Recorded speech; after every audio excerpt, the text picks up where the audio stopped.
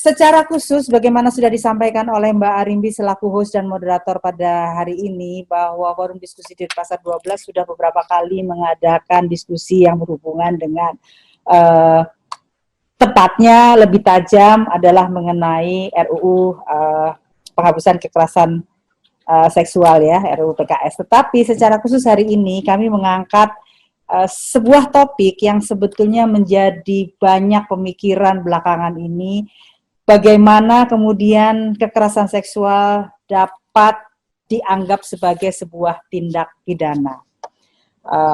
Banyak catatan, kita tahu persis bahwa dalam 12 tahun terakhir, tentu Komnas Perempuan lebih memiliki data, dalam 12 tahun terakhir, kasus peningkatan kekerasan seksual khususnya terhadap perempuan, itu meningkat lebih dari 8 kali lipat. Dan posisi korban yang kebanyakan juga adalah perempuan saat ini masih belum mendapatkan perlindungan yang maksimal. Jadi hukum tidak memberikan sebuah situasi yang memberikan efek jera. Jadi secara hukum tidak semua atau tindakan kekerasan ini tidak semuanya bisa dijerat dengan efek pidana. Nah, inilah yang menjadi PR untuk kita semua. Jadi juga pemikiran kita bersama bagaimana memberikan upaya-upaya yang terbaik. Tentunya Kementerian Pemberdayaan Perempuan memberikan di garda terdepan untuk itu, untuk siap mengawal proses bagaimana nanti penyusunan rancangan undang-undang, juga bisa mengatur tentunya dari proses dari hulu sampai dengan hilir. Artinya ketika kita berbicara aspek-aspek nanti di ujung, sangat sepakat bahwa aspek penegakan hukum menjadi salah satu pilar untuk itu, bagaimana bisa memberikan efek jera kepada para pelaku kekerasan seksual yang luar biasa. Terkait dengan data kasus kekerasan ini luar biasa. Di tahun 2016 yang lalu, Bapak dan Ibu, Kementerian Pemberdayaan Perempuan melakukan survei pengalaman hidup perempuan nasional. Kami mendapatkan data catatan yang sangat memprihatinkan, karena data di sana menyebutkan bahwa 1 dari 3 perempuan itu mengalami kekerasan. 1 dari 3, artinya setiap ada 3 perempuan, 1 mengalami kekerasan, termasuk kekerasan seksual. Kemudian di tahun 2018 kami menindaklanjuti dengan target adalah anak dan remaja. Ini datanya lebih memprihatinkan kita semua, bahkan menjadi fokus bagi kita semua, karena 2 dari 3 anak mengalami kekerasan. Jadi hasil survei yang kami lakukan di tahun 2018 yang lalu menunjukkan bahwa 1 dari 17 anak laki-laki mengalami kekerasan seksual. Kemudian 1 dari 11 anak perempuan mengalami kekerasan seksual. Ini menjadi fenomena, kami selalu mengangkat ini sebagai fenomena gunung es, Bapak dan Ibu, yang sewaktu-waktu bisa saja muncul. Hanya saat ini memang kejadian-kejadian ini banyak sekali yang belum terlaporkan. Nah, ini yang juga menjadi perhatian kita semua.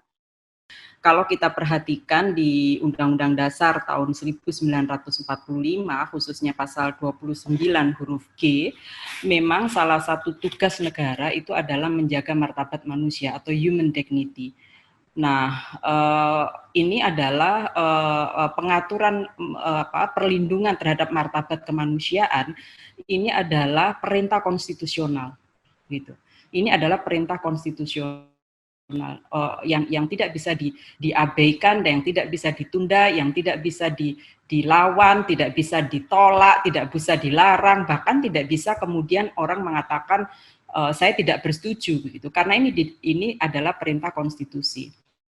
Nah, kalau kita perhatikan, kekerasan seksual itu adalah dalam berbagai pemaknaan atau definisi, itu adalah kegiatan yang menyakiti tubuh manusia, yang merendahkan martabat kemanusiaan. Nah, oleh karena itu, ketika kita bicara pengaturan tentang kekerasan seksual, sebetulnya kita sedang menjalankan perintah konstitusi untuk memberikan perlindungan kepada martabat kemanusiaan ini. Di samping korban kebanyakan perempuan, kita juga masih terkukung pada adanya sebuah pemahaman, ya, saya katakan ini sebuah pemahaman atau semacam kungkungan sosial dan budaya, di mana perempuan yang lebih banyak menjadi korban justru tidak mendapatkan perlindungan hukum, malah sering ditempatkan sebagai pemicu dari perbuatan itu sendiri. Nah, ini yang saya rasa harus segera bisa kita selesaikan. Di samping itu, bagaimana juga kemudian hukum bisa hadir, negara hadir, memberikan perlindungan dan memberikan rasa aman, karena perlindungan dan rasa aman itu adalah kewajiban negara bagi semua warga negaranya. Bahwa kekerasan seksual itu negara punya tanggung jawab bagaimana melakukan perlindungan, pemulihan, kemudian penanganan terhadap kasus-kasus kekerasan seksual. Karena itu bagaimana negara tidak abai, maka harus ada hukum-hukum yang sesuai, kebijakan-kebijakan yang memadai, serta sistem yang memadai untuk pemulihan korban. Kalau misalnya pelecehan seksual ada di dalam KUHP, tapi di dalam KUHP dia mensyaratkan adanya kontak fisik antara pelaku dengan korban. Sementara perkembangannya atau situasi realnya di lapangan, pelecehan seksual tidak selalu ada kontak fisik antara korban dengan pelaku. Apalagi kalau itu misalnya terjadi melalui media cyber, itu nggak akan ada kontak fisik gitu, tak. Sehingga undang-undang yang ada sekarang itu nggak cukup bisa menjangkau situasi ini. Ini yang perlu untuk digarisbawahi, entry point dari RUU Pungkas ini ke arah hukum pidana khusus, bukan hukum pidana. Misalnya ada yang dalam perkembangannya ada hukum pidana administrasi dan sebagainya, itu nanti mungkin di diskusi mendatang. Kemudian itu ada 6 elemen kunci ya, terkait dengan yang pertama pencegahan KS, yang kedua definisi dan 9 jenis KS, yang ketiga terkait dengan hukum acara pidana, yang keempat hukum pidana, maksudnya terkait dengan pidana, perbuatan pidana itu sendiri dan ancaman pidananya, yang kelima pemulihan, dan yang keenam pemantauan. Nah ini sebenarnya kalau misalnya dilihat dari kebijakan kriminalnya, ini merupakan sebuah RUU yang paket hemat, sudah masuk semuanya, sudah ini sudah komplit, semuanya sudah masuk, nggak hanya mengatur tindak pidananya saja, tidak hanya mengatur hukum acaranya saja, tapi juga terkait dengan pencegahan, pemulihan, dan pemantauan. Ini yang elemen kunci ini, semoga nanti bisa teman-teman sepakati, ini adalah hal yang krusial untuk menjadikan ini sebagai hukum pidana khusus. Catatan lain lagi yang ada pada hasil review dari kawan-kawan tim Wakil Ketua MPR atau tim Denpasar 12 adalah sudah ada sejumlah undang-undang. Jadi banyak undang-undang, ada beberapa undang-undang, mungkin nanti Mbak Demi bisa dalam diskusi menyampaikan. Ada undang-undang KDRT, kemudian ada juga beberapa undang-undang yang lain, tetapi tidak ada yang secara spesifik kemudian bisa membawa pelaku kekerasan seksual mendapatkan perlakuan atau kemudian tuntutan berdasarkan hukum pidana. Nah, inilah yang sesungguhnya harus segera kita selesaikan, dan inilah juga sebetulnya yang kemudian menjadi salah satu dasar kenapa juga RUU PKS harus segera dituntaskan. Ada satu benang merah bahwa penguatan kelembagaan pengawasan terhadap instrumen penegakan hukum berkaitan dengan kekerasan seksual ini juga menjadi bagian penting. Namun saya memberi catatan terhadap satu hal, bahwa ini harus jelas posisi atau fondasinya, khususnya orientasi pada perspektif korban. Ini yang menurut saya satu kemajuan yang cukup maju dari beberapa narasumber tadi, benang merahnya kelihatan bahwa perspektif korban. Ini yang dalam beberapa waktu peraturan perundang-undangan kita belum cukup mengangkat perspektif korban ini. Lebih banyak berorientasi pada pemidanaan pelaku. Padahal korban ini yang menderita lahir batin. Yang pertama, RUU PKS ini cukup penting.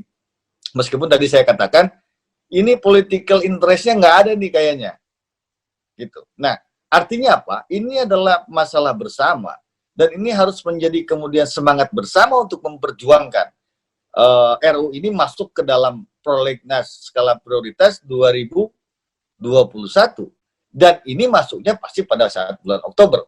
Maka saya berharap semua pihak, karena ini adalah pengingkaran terhadap kemanusiaan, tidak hanya terkait dengan hak perseorangan warga negara, karena kekerasan seksual ini bisa secara sistematis dan terstruktur, bisa dilakukan oleh siapapun.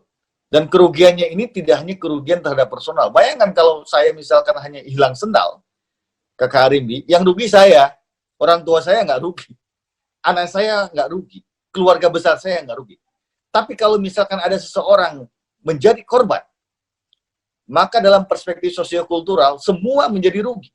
Maka saya katakan ini sebenarnya kejahatan yang sangat sistematis dan terstruktur yang mengakibatkan hilangnya nilai-nilai kemanusiaan. Tidak ada kata lain atau kalimat lain, maka negara bertanggung jawab memberikan perlindungan. Itu bukan kata saya, tapi kata konstitusi kita, kata tujuan bernegara kita yang diletakkan di alinea keempat, pertama kali dinarasikan. Padahal selama masih berupa rancangan undang-undang adalah kewarasan terjadi pro dan kontra. Akan tetapi menjadi aneh kalau negara kalah terhadap yang kontra. Padahal urgensinya udah jelas, kebutuhan basis empiriknya tegas, bahwa terjadi kekaburan norma, kekosongan norma. Tapi kalau negaranya kalah terhadap yang kontra, saya kira itu kekalahan yang luar biasa. Karena itu mau pakai dasar yang manapun, kalau DPR-nya berlama-lama, memang sebaiknya pemerintah yang mengambil kalau pemerintah berpandangan dia lebih berani berhadapan dengan yang kontra. Kenapa begitu? DPR itu sepertinya kan menggunakan kalkulator. Kalau dia berhadapan dengan yang pro dan kontra, kalkulatornya bekerja dengan sangat teliti sampai kepada tingkat perhitungan suara, nanti gue dipilih apa enggak. Dan dalam pemerintahan sekarang, sesungguhnya Pak Jokowi tidak bisa lagi dicalonkan kembali untuk menjadi presiden. Sudah dua kali menjadi presiden. Maka sebetulnya ini bagian sejarah yang terpenting juga buat Pak Jokowi untuk mengambil keputusan menghadapi urusan pro dan kontra ini.